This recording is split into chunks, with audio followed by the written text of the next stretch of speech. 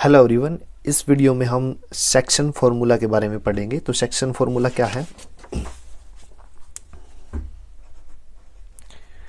Section formula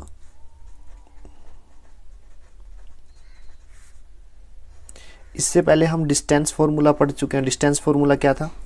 मेरे पास दो point है, पॉइंट ए, ठीक है, जिसके कोऑर्डिनेट हैं x1 और y1, ठीक है। दूसरा जो पॉइंट है वो है बी, ठीक है, हैविंग पॉइंट x2 और ये कोऑर्डिनेट है x2 y2, ठीक है। तो मेरे पास ये दो पॉइंट हैं, ठीक है। इन दो पॉइंट से एक स्ट्रेट लाइन बनी हुई है, ठीक है। तो ये जो डिस्टेंस निकालने का फॉर्मूला था, डिस्टेंस फॉर्मूला, मैं लिख देता हूँ। Distance formula that is equal to, distance formula किस लिए था? Length of segment of line, ठीक है ना, उसको फाइंड आउट करने के लिए था। ये था x2 माइनस x1 का whole square plus y2 minus y1 का होल स्क्वायर, और फिर ऊपर क्या है, सारे का अंडर रूट, ठीक है। लेकिन अब क्या है सेक्शन फॉर्मूला? सेक्शन फॉर्मूला क्या कहता है? इन दो लाइन में कहीं भी एक पॉइंट लगा दीजिए, कहीं भी, मैंने यहाँ लगा दिया, ठीक है। अब ये जो लेंथ है ये भी कुछ ना कुछ लेंथ है और ये भी कुछ ना कुछ लेंथ है, ठीक है। दोनों का कुछ ना कुछ रेशो होगा। मान लीजिए वो रेशो m1 रेशो m2 है, ठीक है। तो अब जो कोऑर्डिनेट होंगे किस पॉइंट के? इस पॉइंट के। ये पॉइंट क्या है? C, इसके कोऑर्डिनेट है x और y। तो कोई भी पॉइंट इन दोनों पॉइंट के बीच में इस लाइन को किस रेशियो में काटता है, या तो आप उस पॉइंट की वैल्यू फाइंड आउट कीजिए या फिर उस रेशियो की।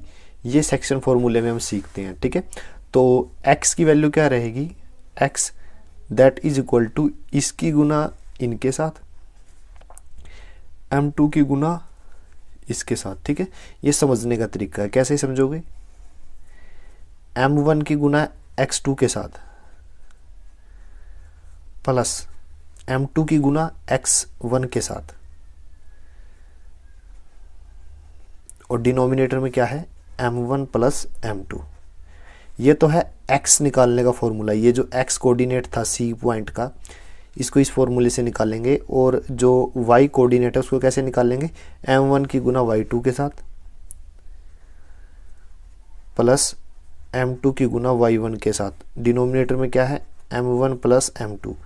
तो ये क्या आ गया? x और y कोऑर्डिनेट आगे ऑफ पॉइंट C, ठीक है ना, C पॉइंट के आगे।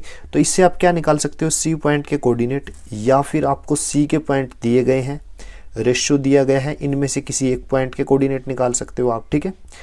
तो सेक्शन फॉर्मूले में हम इसी तरह के क्वेश्चन करेंगे, ठीक है। एक स्पेशल केस और क्या है, मान लीजिए ये जो पॉइंट है C, ये मिड पॉइंट है, ठीक है।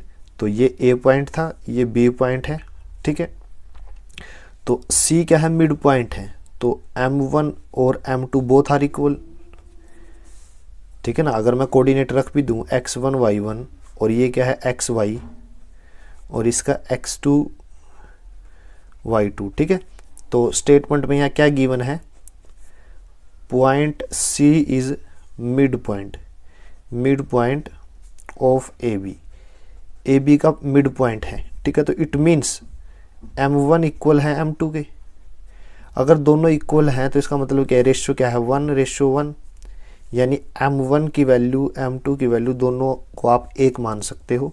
तो पुट वैल्यू ऑफ m1 और m2 in this and this formula, ठीक है। तो x1 की वैल्यू क्या आएगी?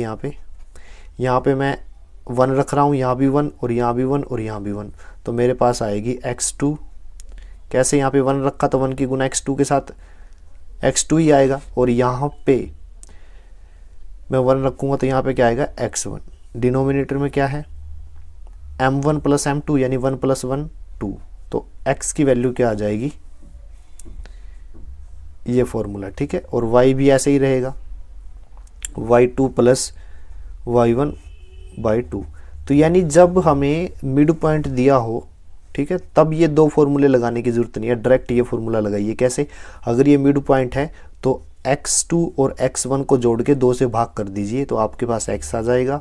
और अगर आपको y निकालना है तो y2 और y प्लस 1 को जोड़ के 2 से डिवाइड कर दीजिए, ठीक है, तो इसके कोऑर्डिनेट आ जाएंगे, ठीक है। तो ये फॉर्मूले थे जस्ट, ठीक है, थोड़ा सा आपको बता दिया मैंने।